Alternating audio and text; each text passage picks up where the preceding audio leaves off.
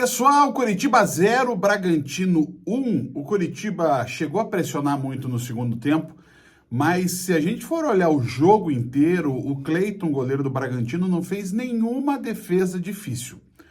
Um jogo que a gente já alertava que era muito complicado, falei sobre isso inclusive na Banda B na última sexta-feira, porque o Bragantino é um time muito arrumado.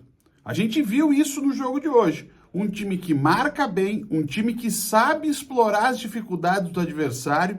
E onde é que isso fica mais claro no jogo? No momento em que ele escala o Caixinha, o Luan Cândido e o Juninho Capixaba, alternando os dois como um ala esquerda, fazendo com isso que sempre tivesse uma chegada forte pelo lado esquerdo, onde a gente sabe o Coritiba tem mais dificuldades para marcar por conta do Natanael. E foi por ali, no final das contas, que sai o gol do Bragantino, o gol da vitória, né? Numa esticada longa para o Vitinho ganha na velocidade, aí já sem a marcação do Natanael e sim a marcação do Kusevich, ganha e cruza para o Sorriso fazer o gol da vitória.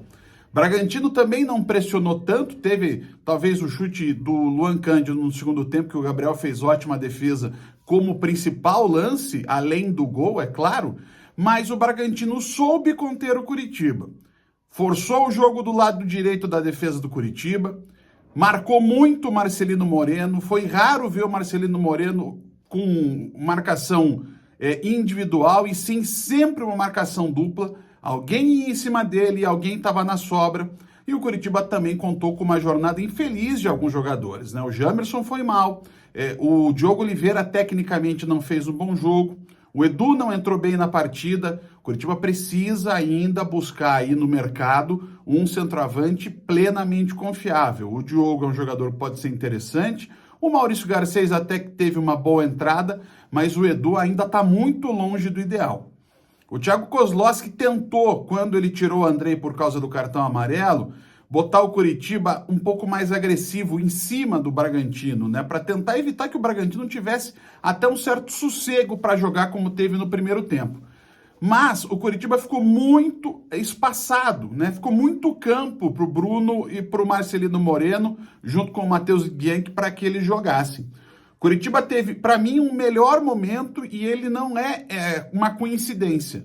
É no momento em que sai Bianchi, sai o Caio que começou muito bem o jogo, depois foi sucumbindo à marcação do Bragantino.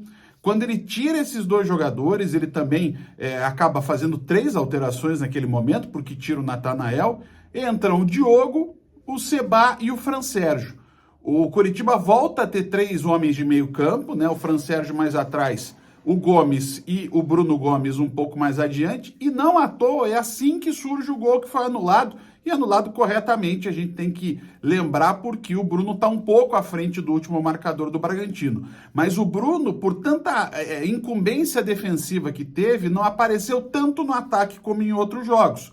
E depois, para tentar ir no abafa uma bola alta, o Thiago tenta com o Edu, tira o Bruno, que estava bastante desgastado, mas aí o Coritiba volta a ter a dificuldade da armação de jogadas. O Coritiba errou muito tecnicamente no que os técnicos gostam de falar, e os comentaristas também, de último terço, da intermediária para frente. Quer dizer, é aquele último passe que faltou correção, aquela jogada mais trabalhada, um pouco também de calma, porque claramente o Coritiba foi se enervando com o jogo. Primeiro porque não conseguia jogar. E segundo, porque teve claramente um impacto da conduta do árbitro do jogo, e depois isso ficou muito complicado. O Bragantino teve mais um jogo eficiente, é bom lembrar, o Bragantino ganhou 6 dos últimos 7 jogos, só perdeu para o Botafogo. Então, é um jogo que o Coritiba tinha que jogar de novo, quase à perfeição, praticamente dentro do seu limite tático, técnico e físico para conseguir encarar o Bragantino. E hoje, tecnicamente, em especial, o Coritiba ficou devendo.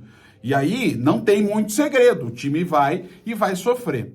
Sobre a arbitragem fraca, esse árbitro já tinha apitado um jogo recentemente dos times paranaenses, apenas o segundo jogo dele na Série A, minou os 2 times com cartões amarelos e claramente estava desestabilizado emocionalmente a ponto de fazer o que fez no final do jogo, ali com a expulsão do Kozlowski e do Reginaldo Nascimento. Depois teve confusão, teve o bafafá, há uma questão envolvendo aquela entrada em campo do Arthur e do Carlos Amodeu, que pode acabar sendo relatada na súmula e pode gerar alguma dificuldade para o Coritiba. Coritiba vai com muita dificuldade para o jogo com o Corinthians, só que não tem o que fazer. Vai ter que tocar a bola para frente para buscar um resultado lá em Itaquera. Nesse jogo, o Coritiba não conseguiu ameaçar o gol do Cleiton. E isso explica claramente por que perdeu para o Bragantino.